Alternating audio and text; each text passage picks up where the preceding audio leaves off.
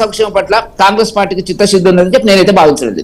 Okay Venkatareddy గారు ఒక నిమిషం హోల్డ్ ఉండండి. రామూర్తి గారు, గత ఎలక్షన్స్ లో బీఆర్ఎస్ ఓటమి పాలైంది. ఓకే, అక్కడ వరకు బాగానే ఉన్నా కానీ లోటుపాట్లు లోపాలు ఎక్కడున్నాయి అనేది సరి చేసుకుంటూ ముందుకెళ్తున్నప్పటికీ కూడా ఇప్పుడు మరొక సమస్య ఏంటి అంటే గత ఎలక్షన్స్ లో టీడీపీ ఇక్కడ పోటీ చేయలేదు, కానీ ఇప్పుడు రాబోయే స్థానిక సంస్థల ఎలక్షన్స్ లో టీడీపీ పోటీ చేయడానికి గత వైభవాన్ని పార్టీకి తీసుకురావడానికి కూడా ప్రణాళికలు రచిస్తుంది. తప్పకుండా ఇక్కడ పోటీ చేస్తామని చెప్తున్నారు.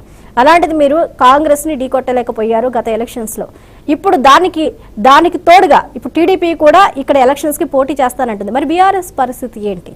మరి క్యాడర్ లో ఎలాంటి మార్పులు చేర్పులు చేస్తున్నారా, లేకపోతే క్యాడర్ కి ఏం చేయాల్సిన అవసరం లేదు, ఆల్రెడీ స్ట్రాంగ్ గా ఉన్నామంటారా? ఇప్పుడు మాది ఆల్రెడీ ఇప్పుడు ఏంటంటే ఎవరైనా పోటీ చేయొచ్చు. ఇప్పుడు ఏదైతే భారతదేశంలో ఎవరైనా ఎక్కడ పోటీ చేయొచ్చు, కానీ రామూర్తి గారు ఓట్ బ్యాంక్ అనేది చీలుతుంది ఓట్ బ్యాంక్ అనేది లేదండి. ఇప్పుడు ఏంటంటే ఇప్పుడు మేము పోయి ఎక్కడైనా పోటీ చేసినా వాళ్ళు వచ్చి ఇక్కడ పోటీ చేసినా కొంత ఓన్ చేసుకునే అంత కెపాసిటీ ఓన్ చేసుకునే హక్కు మా పార్టీకి తప్ప వేరే పార్టీకి లేదు.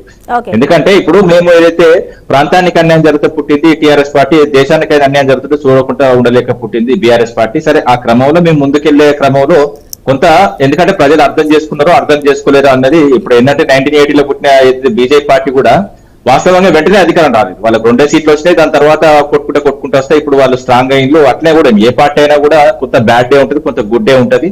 సరే, మా గుడ్ డే వరకు మేము వెయిట్ చేస్తాము. ఎందుకంటే మేము చేసిన పనులు, మేము చేసిన కార్యక్రమాలను నమ్ముకున్నాం. ఎందుకంటే గ్రామంలో ఇప్పుడు మేము పోయే ఏదైతే ఎలక్షన్స్ కూడా మేము చేసిన పనులు చూపెట్టుకునే పోతాం అంతే తప్ప మాకు వేరే ఎజెండా లేదు, ఏం లేదు. ఎందుకంటే గ్రామాలకు ఇప్పుడు ఏంటంటే 2023లో చూసుకున్నాం. ఎందుకంటే చిన్న ఎగ్జాంపుల్, 2023లో పాపం ఏంటంటే కేంద్ర ప్రభుత్వము 46 గ్రామాలకు మొత్తం కంప్లీట్ గా దేశవ్యాప్తంగా ఉన్న 46 గ్రామాలకు అవార్డ్స్ ప్రకటించింది.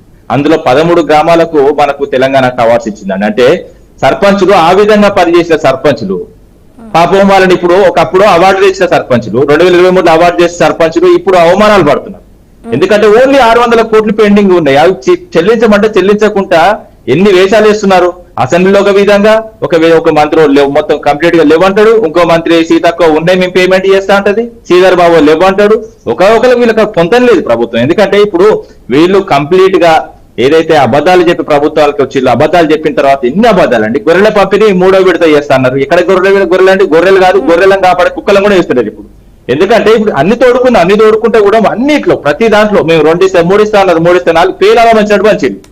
వాస్తవంగా ప్రజలు తెలుసుకున్నారు. ఇప్పుడు ఏ విధంగా ఉందంటే గ్రామాల్లో అబ్బా అనవసరంగా వీళ్ళని తీసుకొచ్చినాం, బీఆర్ఎస్ ప్రభుత్వం మంచుకుంటే అన్న ఏదైతే ఆలోచనకు వచ్చింది అలాంటి ఆలోచన చెప్పండి.